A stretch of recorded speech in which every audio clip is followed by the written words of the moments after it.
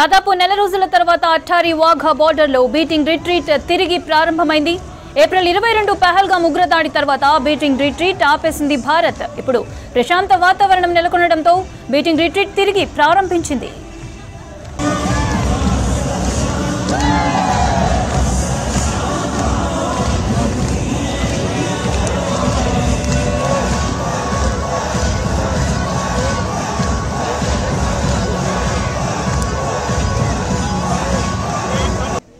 దాదాపు నెల రోజుల తర్వాత అట్టారీ వాఘా బార్డర్లో బీటింగ్ రిట్రీట్ తిరిగి ప్రారంభమైంది. ఏప్రిల్ 22 పహల్గామ్ ఉగ్రదాడి తర్వాత బీటింగ్ రిట్రీట్ ఆపేసింది భారత్. ఇప్పుడు ప్రశాంత వాతావరణం నెలకొనడంతో బీటింగ్ రిట్రీట్ తిరిగి ప్రారంభించింది.